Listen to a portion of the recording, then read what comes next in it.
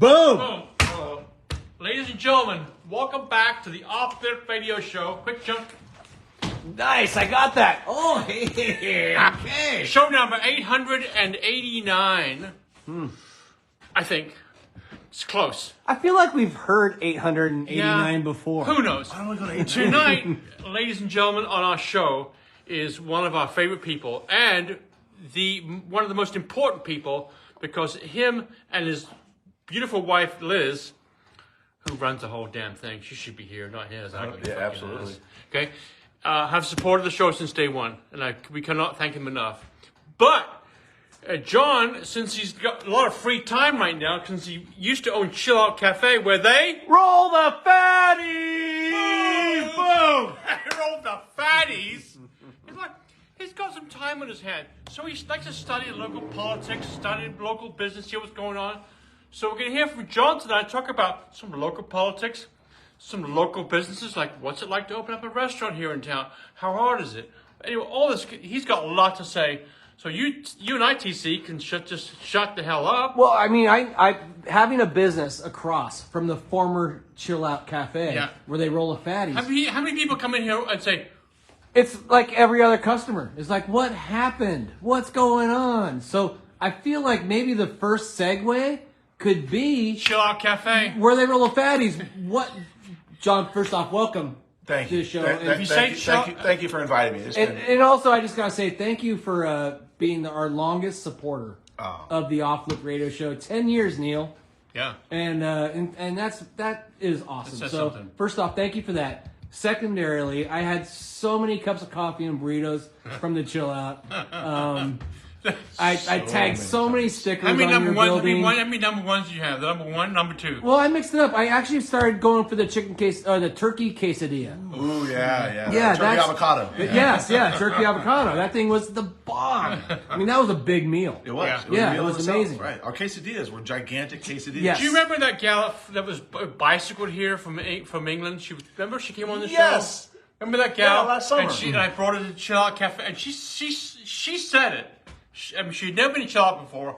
And I said, before you cycle off out of town, she was biking. Was she biking? She was biking the entire. If you came from Canada, all the way down to Mexico. I met her. I met her, and I brought her to Chill Out Cafe, and she goes, and she got this giant burrito. And just huge. It was bigger than her. Number 3. It was bigger than her. And she goes, this is a private moment.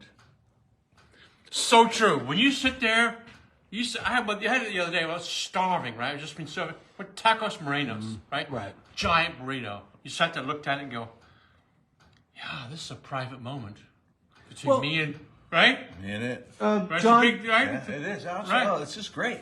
Yeah. the Chill Out Cafe was a fixture and pleasure point. Yeah. It really was pre-modern coffee shops. You were the coffee and hot food morning. Being across the street from you for the last 14 years, the smell of bacon. Like, thank you for all those years. For all that fresh bacon smell. I want to thank John for that smell. Yes. Yes. I want to thank John because we had The smell of my bacon, not me. we had so much fun during COVID. Oh my gosh.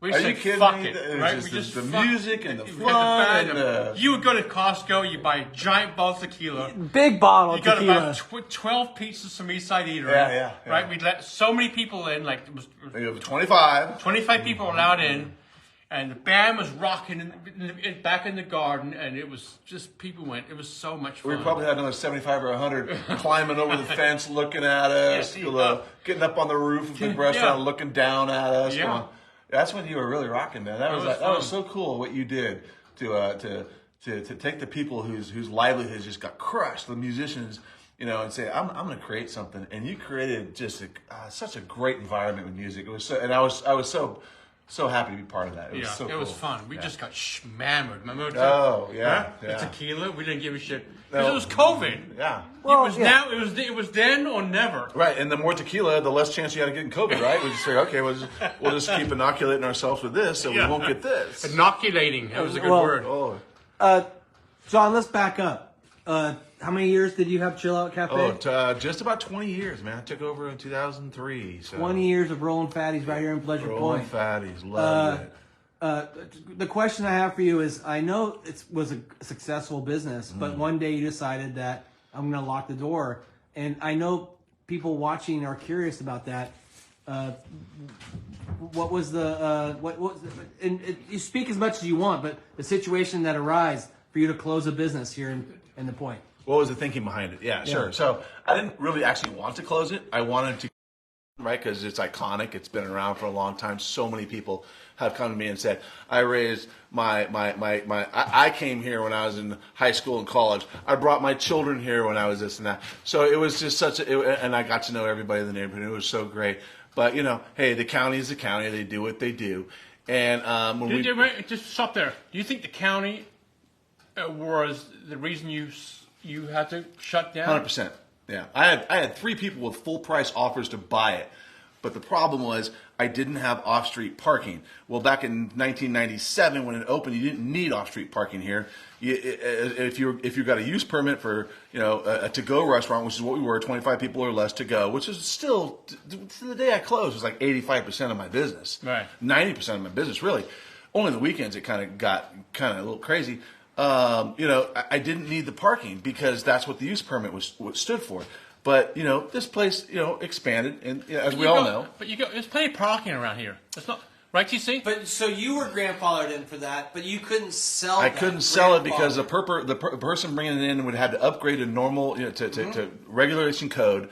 And they said, well, you have to have 3 off-street parking. I go, well, there's never been off-street parking here. I'm a shack on the side of the road. Mm-hmm. And so, several back and forths, and they just said, they just held to their guns. I'm like, okay, well, that's fine. If you want to be the reason that an iconic restaurant closes down, that's not on me. That's on you. How much did that devalue the worth of the business? Oh, 200,000 over that. And for those of you just tuning in, we're talking about Chill Out Cafe right here in Pleasant Point. Roll the Fatties. Greatest tagline ever. Did you come up with that? No, and it's great. This is the greatest story. I got to tell you this story. So one of my dearest friends, and I'll give a shout out to her, name is Shannon Coker. Her dad at the time when I took over was battling cancer. He's since passed on, and I loved him. But I go to where he was living. She was in Pleasure Point off of 34th, I think, living in a place. And I'm walking back along the side of the entrance, with my brother-in-law and my wife. And we just bought the business. We're all excited, and we're trying to think of some stuff to do. And all of a sudden, and he comes out to greet us. His name is Stan. Great guy, firefighter for Los Gatos. Awesome guy. And so all of a sudden we hear this clink, clink, clink, and it's rolling. And we're like, what the heck is that? And his eyes go like this. I know exactly what that is. He turns around and runs away. And we're like, huh? And then these jars of buds hit the gutter and blow open, and it starts raining buds on us. And we're like, what the? Yeah. Big buds, big colas. Ooh. And my brother-in-law who participates regularly, he's like doing this. He goes, I dreamed of this day. Just raining colas in his hands. He's grabbing it. It is the funniest freaking story. We laughed for an hour over that. If we rolled a fatty, and then it was Shannon's dad. He's like, we're smoking one. He goes, you got. Well, I'm talking. What kind of tagline can I have? What should I be doing here? And he goes, we roll the Fatties. And I'm like, oh my God, Stan, you nailed it. And that was it. So I can't take credit for it. Right. But I was hanging out with the right people who did. Well, rest in peace, Stan, right? Rest in peace. Wow, what a great tagline. Because, Neil, over the 10 years that, John, you've been a sponsor of this show, I think I've yelled that tagline every show. Because we go over here and go, no, it's absolutely incredible. Isn't it great? Yeah, it's amazing. And what's great about your building is I actually was working at Freeline Design across the street. The third oldest location they have. And John Brown rolled into town. Family Cycling Center. Why don't you put that down and come over here? And cool. Right. John Brown opened Family Cycling Center in the Chill Out building. That's right. That's where it started. Yeah, like 93 or something. Yeah, he moved here straight from New York. Yeah, he rolled into town driving a Mercury Capri with a 10-speed on the roof. And he goes, I'm going to open a bike shop. When biking wasn't really cool. Mountain biking hadn't taken off yet. Right. And he literally opened a 10-speed shop in the Chill Out building. Wow. And now he's retired off Family Cycling Center and is living a great life. But I always think of John Brown and what he did there in that building too, which is so awesome. So that building has such great history. Now, do you know the history of that building? I do know the history of that building. So it was built, I think, in 1941. So it was old construction, and then it was a cobbler shop. and it was what That else? a shoe? Yeah, Shoe, a shoe cobbler shop in the 50s and 60s, and then it was that little prep kitchen area I had in the back. Yeah. It was a massage parlor. Oh, Back in the 70s when they had the other stuff going on over here. Cleopatra's next door. Den. Yeah, exactly. I remember those. And so Gotcha. that was all connected. Was this Ladies of the Night? It was a massage parlor, my friend. Well, or you could get a cut and blow. Yes, Yeah, there was the cut and blow. logo. Yeah, so that was going on. Did you ever have a cut and blow? No. Oh, come on. But You had a cut and blow. I worked in the surf shop across the street, what? You had a and cut I and used to laugh because I'd see these people that I knew roll up to get their hair cut. Yeah, and rumor has it. What was her name? The gal that ran it? The blonde. Remember that? Longtime Pleasure Point. She lives Yes. on, I believe, What's her name? 34th Avenue.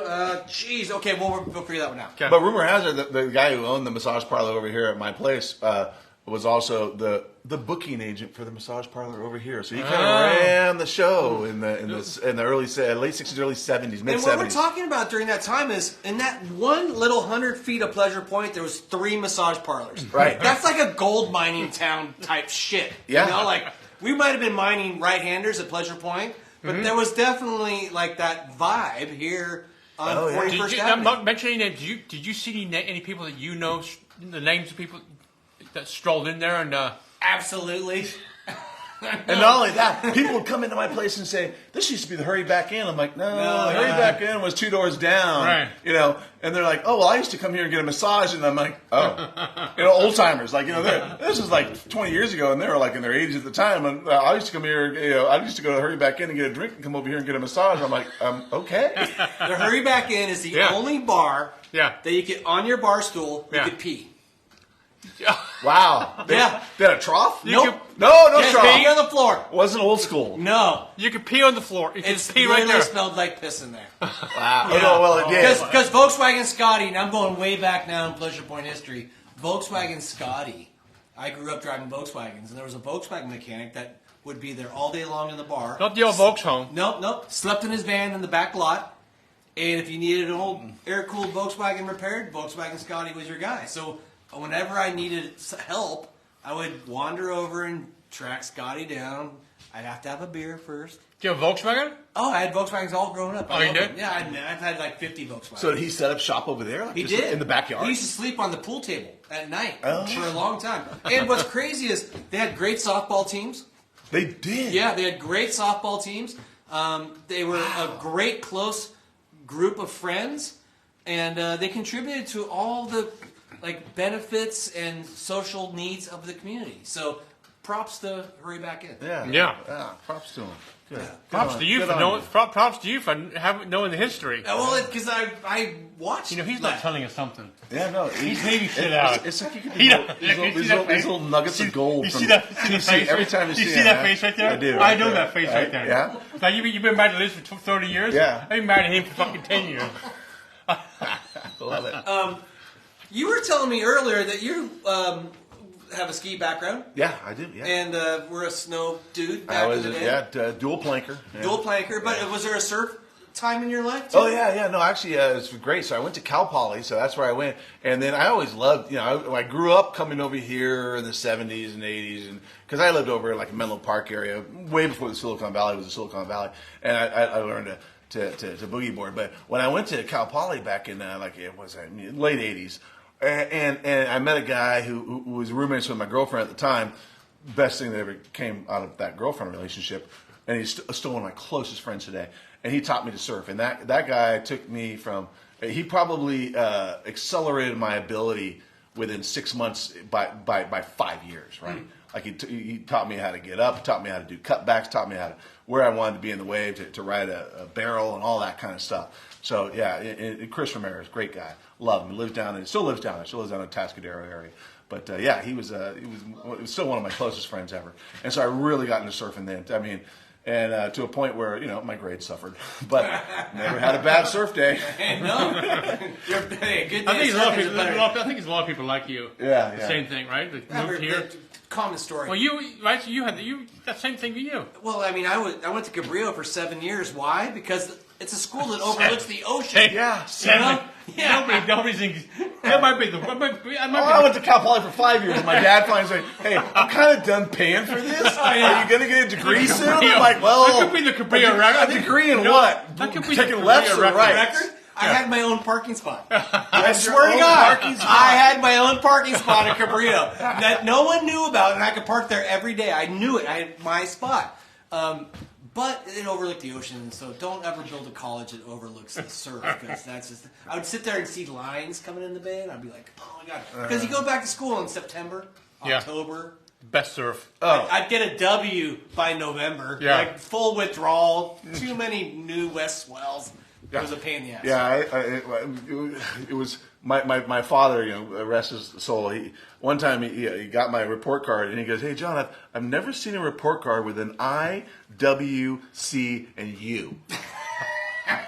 WCU. Yeah, withdrawal, unauthorized withdrawal. I gotta see. I got C. He goes, "I'm not even sure these are the letters." Oh my God. That was a bad quarter, but it was a really good winter. I got some great rights out of hazards, and we went to left spot out there, and Morro Bay, the Rock, when the big ones came in, and then went to Shell Beach, and I mean that's where I learned that You're a section big down guy, there. so you probably got okay at because Hazard's a rough spot. Hazard's So, rough, man, yeah. and I've gone to the doctors twice from Hazards and got stitches and broke 2 boards there, and like, dang, if What's you, Hazard's at? That Pismo? It's It's a Montana de Oro Montana de State Oro. Park. It's a right when it's big. If you don't get past that little finger jetty, and you get caught inside, you're in like 2 feet of reef water, and you get You know what hammered. my secret out there is? I went left. Yeah, well, I figured that out my 3rd year after 2 boards and stitches. Sit next to everybody who goes right, Yeah. and you're the deepest guy going Yeah, left. yeah. No, I didn't figure that out till my 3rd year there, but yeah, That's really cool. Live and learn. So, John, we always, whenever I see you, speak to you, you always talk to me about the politics going on in this town. Yes, Okay, you have a vested interest in the politics going on in this town. I do. So now, with all the politics going on, with like The Super Bowl of politics. the Super Bowl, with Yeah. and everybody trying to be supervisor, is like Santa Cruz City Council supervisor. You know all the players, I do. Yeah, right? I know what they're. And you'd yeah. be a great leader, but I know you don't want the gig. But Who are you endorsing, John? who are you? I endorse myself and only myself. Is there somebody that you're rooting for? No, I don't. No, I don't, because I've been fooled. Fool me once, shame on you. Fool me twice, shame on me. I'm done endorsing people. I'm done doing all of that. Just because you can sit there and talk to them, and I'm not going to mention any names except the 2nd District, Zach Friend's position. When you talk to them and they say one thing to your face and then they do another thing behind closed doors, it's disingenuous. And it's like, guys, what are you doing? I mean, I understand you have a political. You have political expediency to want to get the job done, and you want to try and I don't know, protect your position. But when it comes down to deceiving the people you're supposed to represent, it doesn't do good. It's not good for the community. Is that because of fundraising and donations and money and power? Is that what they'll step on the little people's for that? Yes. Corruption, money, power, all of it. The whole adage: power creates money, money creates corruption. All of it. All of that comes true. Do you think we have corruption here? Do you? I'm asking you.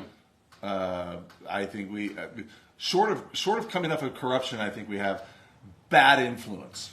Okay. Because you don't want to impugn anybody's integrity without giving them the opportunity to say, Right. "Oh, I didn't do that," but I've been on the receiving end of BS that I've been told one thing and then behind closed doors they vote for another thing.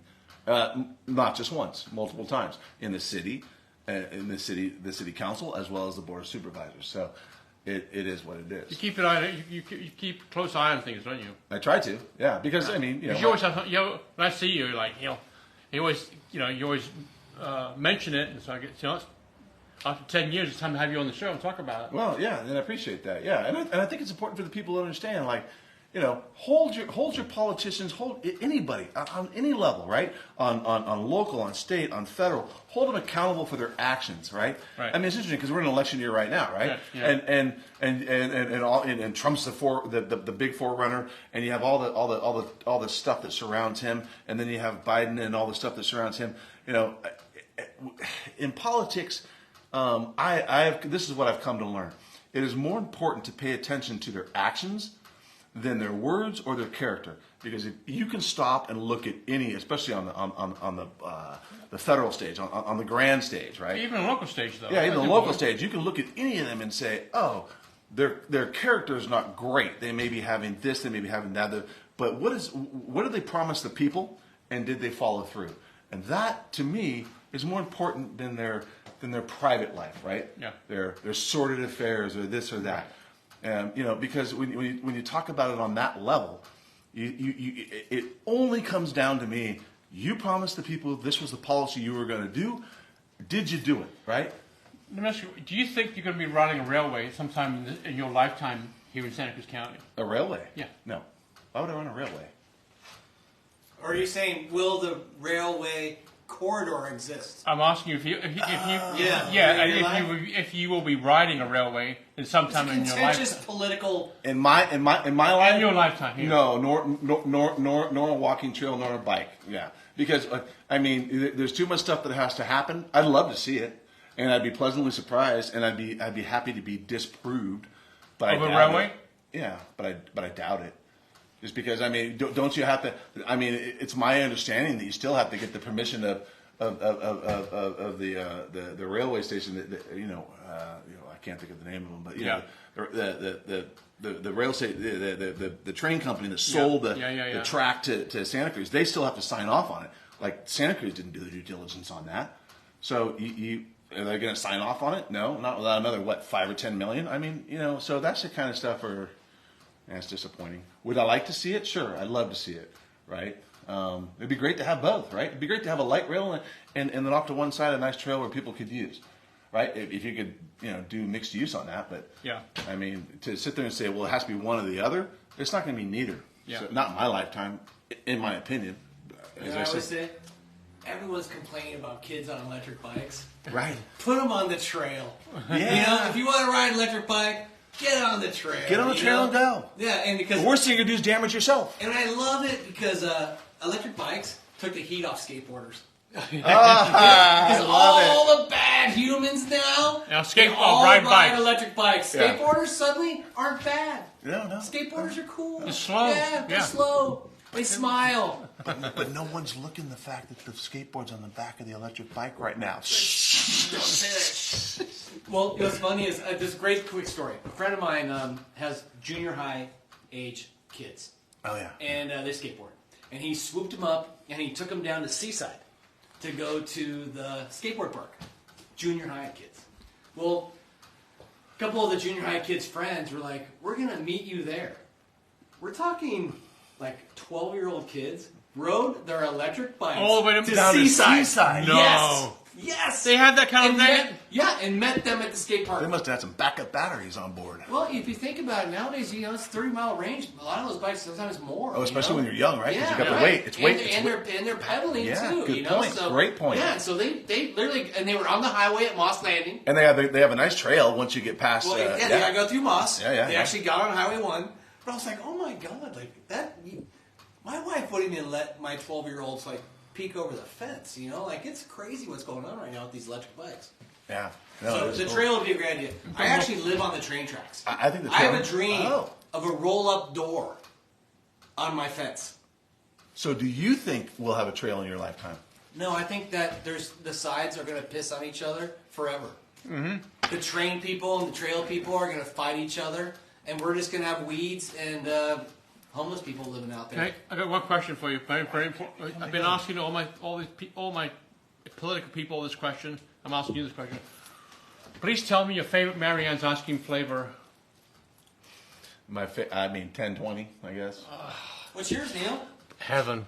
Heaven? Heaven. Dude. But I like. Yeah, it's so good. I do like Oregon Marionberry. That's really good too. Oregon Marionberry? Because you can't get Marionberry in California. You gotta go up to Oregon to even get Marionberry. You have Oregon Marionberry? You have that here? Wilmette Yeah, Valley. You they gotta have go Oregon up there and get it. Marionberry. Oh, Yeah. shit. Yeah. Really? Yeah, It's like a blue and black combined, right? Yeah. It's a weird. No, it's a. It's a purple. It's yeah. And then pies they make out of that. Oh yeah. Oh, Marionberry pies. Dude.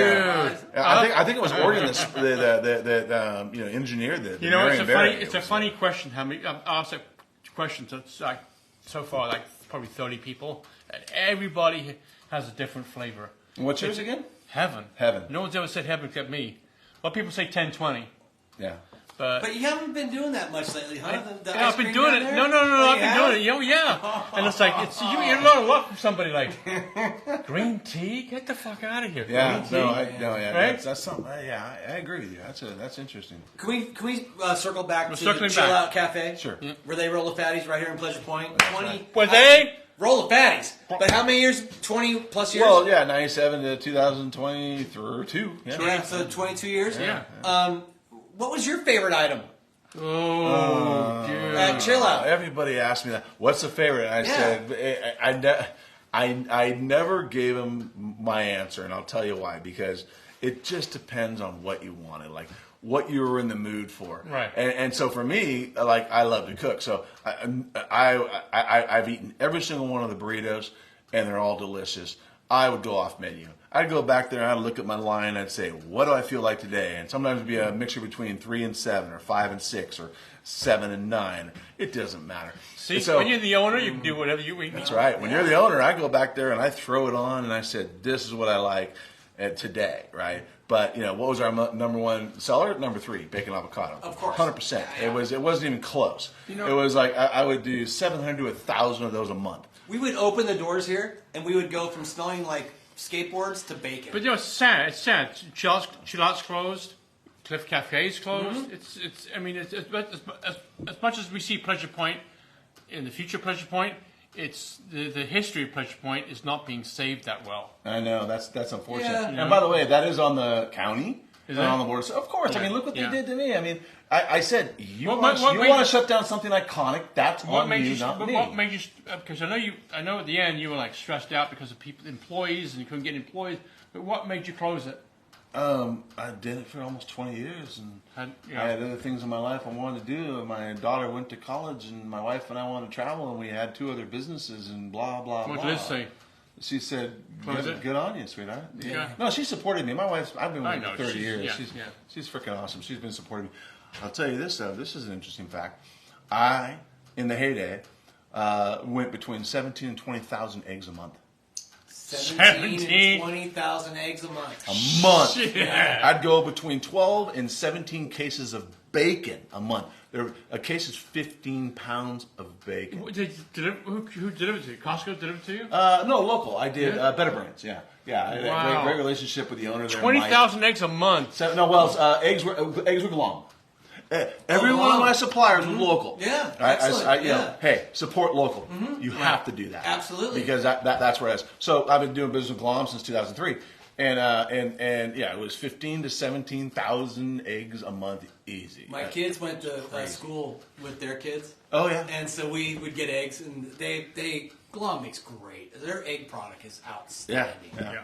Oh, Have you ever gone to their outfit and, I've been and up put there. the money in and have the little chicken dance? Yeah. Ding, ding, ding. That's And they really would kick cool. out a dozen eggs or whatever. That's really cool. Yeah. Do you miss it? Because we've been. It's been about a year now, maybe almost. But October of November, end of October 2022. So I get that question a lot. Here's what I miss, and I miss shift. I miss getting up because I get up early anyway. I get up at 5:15. I'm in that restaurant at 6 a.m. I'm open by 7. I used to be open at 6:30, but after COVID it was 7. The community came in. And Yeah. all my friends would come in, the community would come in, the surfers would come in, everybody would come in, get their coffee, get their burritos, so forth and so on. I knew everybody. Right. That's what I loved. Yeah. I ceased loving the administrative aspect and the adult babysitting aspect. I'm sure you can understand that aspect of it. I ceased enjoying that at about 2015 or 16. And in retrospect, if I thought about it, I probably should have got out then. Yeah. But I just loved shift. I mean, just being down here early morning, watch, especially on a big surf day. There's nothing like it, right? Yeah. I mean, everybody, it's just energized. I mean, that part of it. Well, you were the official after surf stop for Because a long they time. rolled the. Fatties. That's And currently, we had changes. I'm sure Verb didn't help your business. bless their heart, they were nice young guys who moved in here. But the things changed in the neighborhood, and I felt like it did affect you. I will say that one of the things that I really enjoyed about Chill Out is that you sold juice in a cup. Yes.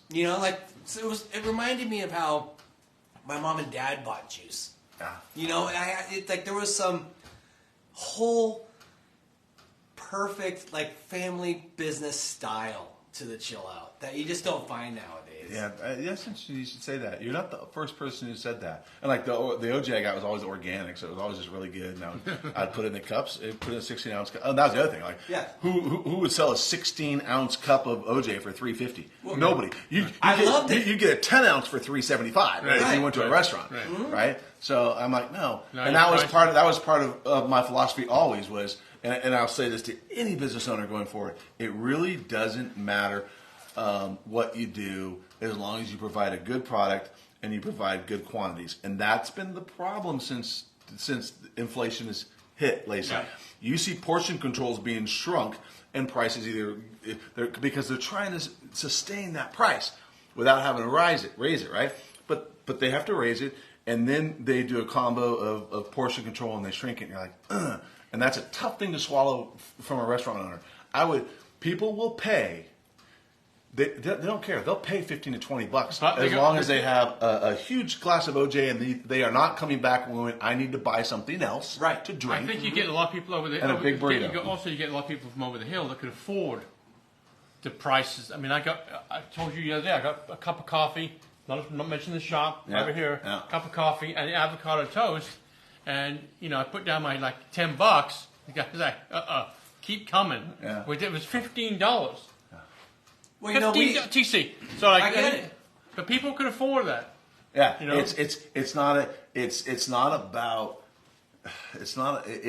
have to have quality, but it's okay to charge more for quantity. Just give them what they want. I would rather, you told me you spent $12. I'd rather charge you $17 and have you going away not wondering, why am I spending $12 on avocado toast and a cup of coffee? Yeah. When I have we roll the Fatties. We roll the Fatties. And a 16-ounce organic OJ for and I think if I said that was about 12, that was 16, just under $17. But guess what? You could split that fatty with somebody. You had 2 meals if you wanted it, or if you just got out of the water, you were grubbing it. You were sucking your OJ down, and you didn't need to go back for anything else. That was my philosophy. What, did you say 22,000 eggs a month? Is that what I heard? 17 to 20. 17 to 20,000 eggs a month. Yeah, 17 in the winter, 20 in the summer. So you're now the new supervisor in Aptos. Okay, that's your cup of tea down. That's your area down there. I like Aptos. Love Aptos. Okay, top 3 things that you would want to go change or accomplish. Oh, that's a great question. I'm not sure I could do that one on the spot. I would say there are so many. When you get into the kind of the little bit of rural areas of Aptos, the road conditions are horrible. Isn't that just Santa Cruz in general? So I would just say, hey guys, we pay our taxes for you to freaking fix the roads. Do your job, and don't come back to us and say we need more taxes. Take the money we gave you. And fix the frickin' roads, right? That's number one. Number 2, more business, a little bit more business friendly. But again, that's not just Aptos. That's Santa Cruz. Why should you have 3 years worth of delays and add another $150,000 to $200,000 to trying to open a new business? Do you know how hard it is to open a new business? It's freaking crazy. I'm opening one on the corner. It's freaking crazy. 3 years later, we're not open. Yeah, and the crap you have to go through, and it's just like, come on, come on, City of Santa Cruz, County of Santa Cruz, make it a little easier on us, right? I mean, that's what I'm saying, because it's just crazy, and so that would be number 2. You asked me for 3. I mean, I don't know. Well, okay, I mean, if I'm going to be selfish on this one. I do vacation property management, and the county and the city has been horrific on keeping their words and doing what they say they're going to do. When you're dealing with people's property rights, do not say, I can circumvent that and I can do what I want. No, the property owners have rights, right? Yeah. If they want to turn their house into a vacation rental, as long as they're doing it reasonably and responsibly, then fine. They should be able to have a permit and do it. If they violate that, if it turns into some Airbnb nightmare, which we've all heard those stories about, then shut them down, pull their permit, but give them a chance, and don't just automatically say, "Oh, I'm pulling your property rights." And that doesn't just have to do with short-term rentals. That's do period. Do not infringe upon people's property rights if they want to do something. If they want to rebuild an existing deck, don't sit there and say, "Well, I need $15,000 for a permit." You don't need it. You want it because you have to pay your people. Why? Because you're the second largest planning department behind LA County. Oh, well, why am I the second largest planning department behind LA County? Second largest? Yeah, Really? yeah. Wow. It's in this And little also, county- and John, I may be wrong, but I think possibly the slowest in California. They might. I think they actually take the cake. I believe you on that. I think they absolutely are literally the believe you on slowest that. in Right. the state of California with the average permit issued. Yeah. So why? I don't know. Yeah. It's a great question. So why, guys? I have a great permit story really quick just to fulfill this one. I replaced a window in the front of my house. It fogged up. I had a 2-pane one. Oh, yeah. And it fogged up. So I went to Home Depot and I got a window. I'm handy. Pulled the trim off, got the window. County guy rolls up, red tagged me. For a window replacement. I was replacing the window. No modifications. No, existing. Yeah, Yeah. I got red tagged. My $150 window. My fine was $900. See, so if you You should do it at night, TC. there you have it. Yeah, Sunday. That is politics out of control, right? I mean, they don't get it, right? They. You want to know the best part? I'm trying to remodel my kitchen right now. I went down to the county and they're like, "Hey, you got this red tag from 14 years ago that you never got signed off. So guess who has to pay another penalty?" Right. Plus, I paid $900 and got my permit, but I guess I didn't have the inspector come out and You look bad at boy, yeah. my window. Yeah, so now I have to plus interest and who knows. Good job didn't know about the half pipe in the backyard. Exactly. Google Earth. It's on Google Earth. Yeah. Shh. There's no half pipe in the back. John, So, thank you. what are you going to say? You want to say some more? No, I love you. No, go. We love you too, my friend. Yeah, We love you. No, it's just been. It's John, been I great. want to give you props for being our longest sponsor on the Off Lift Radio Show. I want to give you props for being the owner and the dude that kept the Chill Out Cafe for over 20 years here in Pleasure Point, an institution. And how many burritos? Do you even have a thought? No. You have no idea. Hundreds No. of thousands of burritos. Yes. After pumping Pleasure Point sessions, Yes. you filled the bellies of people who had the best day of their life. And generations. I had fathers and mothers come in and say, "I used to go here when I was in high school, and then I had to stop coming in college because they're so big, and I had to watch what I was doing." But I started bringing my kids. Yeah. You know, and it's so great. I still got to mention that her name is Sarah from England. Yeah. The bike She rider. sat there, the bike rider. She sat there and she opened up the. I sat opposite her. She opened up the burrito. I gotta have a private moment. Yeah, that was amazing. She looked at it. But I'll give you one example too of another local, right? Ted Donnelly. I'm sure you guys all know Yeah, Ted. of course, yeah. those on my street. Yeah, so Olivia and I'm trying to get his other daughter right now. I can't think of it, but anyway, God, why did I draw she had blank? 2 daughters. Yeah, he did, and I can't think. Ted and Lisa, Olivia, and boom, dang it. Anyway, Ted would bring his 2 girls in there when they were super young, and him and Lisa would come in and get chais, and they'd get their little hot chocolates, and then here we are a generation later, and Olivia worked for me for like 2 years. Yeah. So that's the kind of camaraderie and the whole. The whole community. Miss thing. it. That was just so great.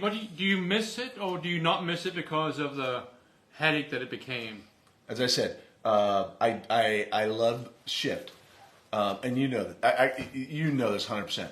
I've told this to. I've been asked to give speeches. I even gave one here to entrepreneurs a long time ago, and I say this: when I first started, our silent partners were probably about 23 to 25% of our work week. That's what it was, right? As a percentage. I would guess, and I'm guessing now, it's probably about 35 to 37% of your work week is dedicated to making sure your silent partners are taken care of. Yeah. Right? Your federal government, your state government, your local those you government, found your BOE, your EDD, all the stupid regulations that Governor Newsom has put in place. Governor Newsom has put in place that's caused us to say, oh, you have to file this, you have to offer this, you have to do this, you have to do this. I mean, I was just reading the other day, like, so now fast food's going to $20 minimum wage in April. Right. What do you think that's going to do to small businesses like us? I mean, it used to be the joke to go work for McDonald's and be and Jack in the Box. That's not going to be the joke anymore because that's what it's going to be. And what's that going to do? It's going to force small business owners like you and everybody else to have to say, well, now I have to match that. Even though it's supposed to be $16 an hour, you don't have to match that. Otherwise, they're just going to go, I'm going to go work at Jack in the Box. Yeah. Why? I mean, you can pay $20 an hour. It's just, it doesn't make any sense. And by the way, the whole argument that minimum wage is supposed to be a living wage that never made sense either to me. Right. And as a small business owner, it's just crushing. I mean, when your payroll gets up over a certain percentage of your total gross revenue, it becomes unsustainable. Yeah. I live what you're just talking about. Everything you just mentioned. I literally spend most of my time taking care of stuff the government is asking me. Are you about 35% of your time? Absolutely. And on top of that, I literally have about 30 young people who work for me, and just regulating their cell phones is about 10% of my time. Right.